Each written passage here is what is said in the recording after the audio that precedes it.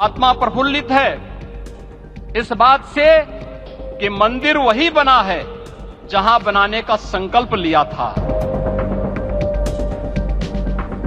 रामलला की प्राण प्रतिष्ठा के दिन भारत ही राममय नहीं हुआ, बल्कि ऐसा लगा कि श्री राम पूरी दुनिया के हैं। दुनिया के अलग अलग देशों से राम भक्ति में लीन राम भक्तों की तस्वीरें सामने आई। अमेरिका से लेकर इंडोनेशिया तक, जापान से लेकर श्रीलंका तक जय श्री राम के जयकारों से आकाश गूंज उठा।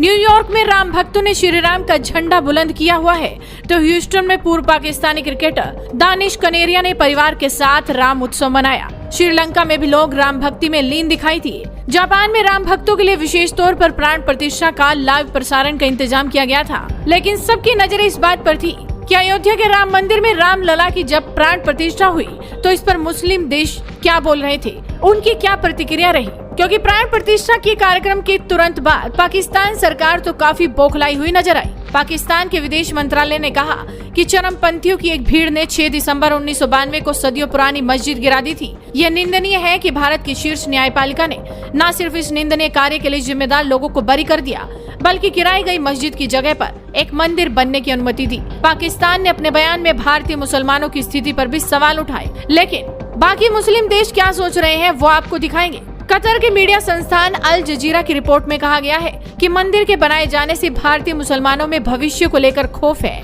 राम मंदिर की प्राण प्रतिष्ठा के दिन शेयर बाजार बंद रहे, सरकारी दफ्तर आधे दिन तक खुले, सिनेमा हॉल में लाइव स्क्रीनिंग हुई। इस रिपोर्ट में कहा गया कि भारतीय चैनलों से ये बात नदारद दिखी कि मंदिर उस जगह पर बनाया गया है जहां कभी बाबरी मस्जिद हुआ करती थी और जिसे 1992 में हिंदू राष्ट्रवादियों ने गिरा दिया था। वहीं गल्फ न्यूज की रिपोर्ट में कहा गया है कि करोड़ों भारतीयों की मांग थी कि भगवान राम का मंदिर बनाया जाए। इस आयोजन में 7500 लोग शामिल हुए। इसमें उद्योगपति, नेता, फिल्मी सितारे भी रहे। ये प्राण प्रतिष्ठा भारत में एक राष्ट्रीय आयोजन की तरह रही। टीवी चैनलों पर इस आयोजन की लगातार कवरेज हुई।